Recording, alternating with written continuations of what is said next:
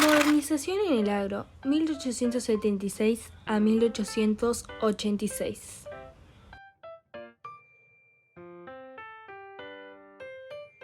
En la faceta económico-social, la primera modernización estuvo centrada en el medio rural y su resultado no fue una transformación, sino que más bien la confirmación del modelo agroexportador con base en el predominio de la ganadería latifundista y extensiva. El Código Rural, sancionado en 1876 y que fue reformado en 1879, constituyó el marco jurídico de un nuevo orden rural. La modernización rural, operada en el periodo militarista del 1876 al 86, por parte de Lorenzo Latorre, consistió en la definitiva afirmación de la propiedad privada de la tierra mediante el estímulo y la imposición del alambramiento de las unidades productivas y la regularización y registro de los títulos de propiedad sobre la tierra, así como las marcas y señales sobre ganado, para así terminar con los levantamientos armados y el robo de ganado y consolidar la propiedad privada. El uso del alambrado significó un gran avance tecnológico importante para la economía de Uruguay. Una estancia alambrada podía dividirse en potreros para mejorar la cría de ganado o cultivar el campo.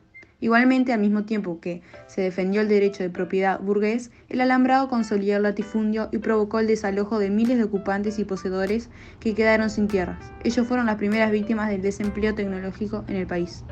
Todo este proceso hizo que se profundizara así el proceso de capitalización del agro. El alambramiento de los campos y la paz produjo un aumento en el número de ganado. Se calcula que hacia 1886 había 8 millones de vacunos y cerca de 20 millones de ovinos. Luego, en cuanto a la manufactura de la carne, en 1876 se produjo una interesante innovación. Ese año llegó al puerto de Montevideo el barco Le Frigorifique, que empleaba un método de enfriamiento de las carnes para lo que necesitaban animales mejorados mediante la mestización. Por primera vez se hizo un embarque de carne fresca enfriada rumbo a Europa, dando comienzo así a una nueva etapa en las exportaciones de carne vacuna. Y esto se considera un hito histórico que dio inicio a la revolución industrial en Uruguay y por ello se festeja. Ya para 1879 se formó la Liga Industrial, cuyos objetivos eran promover el desarrollo de la industria nacional. En ella estaban representados los principales empresarios del país, predominando los de origen italiano, español y francés, lo que nos da una idea de la importancia que estaban adquiriendo los inmigrantes de la sociedad uruguaya. La Revolución lanar fue un proceso de transformación muy importante que vivió Uruguay entre mediados de la década de 1850 y finales de 1860. Durante ese periodo se introdujeron en el territorio ovejas de raza para producir lana exportable. Fue un cambio muy profundo y rápido, por eso se lo considera una revolución. El lanar tenía ciertas ventajas frente al vacuno. Una de ellas era que el mismo era resistente al clima, al igual que podía criarse junto con el vacuno. Pero también presentaba algunas exigencias, como por ejemplo necesidad de cercas y de corrales, al igual que mayor cantidad de personal para su cuidado. El hecho de la revolución lanar hacia 1868 generó que la producción lanar se multiplique por un 20%. Esto le permitió al productor recuperar rápidamente la inversión y multiplicar su capital en muy poco tiempo. De ratas o rancheríos se llamó a los asentamientos de población que se formaron como consecuencia del alambramiento de los campos.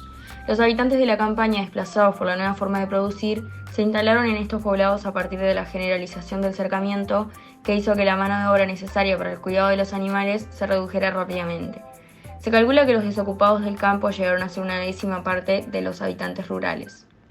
Antes del alambramiento era necesario contar con muchos peones para cuidar los animales y así evitar las estampidas e impedir los robos. A partir de la década de 1880, estas tareas fueron cada vez menos necesarias porque el alambrado solucionaba estos 3 problemas. De modo que el trabajo en el campo comenzó a escasear y los habitantes de la campaña solo tuvieron 2 posibilidades: emigrar a la ciudad o realizar trabajos afrales como la yerra, la faena, las pariciones o la esquila. Así fue que se formó una masa importante de personas que tenían trabajos informales y vivían en condiciones de extrema pobreza. La desocupación fue el resultado de la aplicación de la innovación técnica. Por eso se dice que fue la primera desocupación tecnológica, ya que la tecnología desplazó a la mano de obra humana. Esa desocupación hizo que los sueldos rurales descendieran mucho y se agravara la pobreza rural.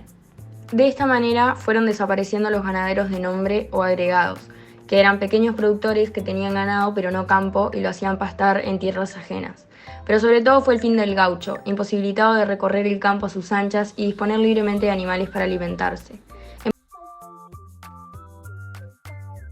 Hacia 1875, la explotación ganadera comenzó a tecnificarse y aparecieron los alambrados, el gran enemigo de los gauchos.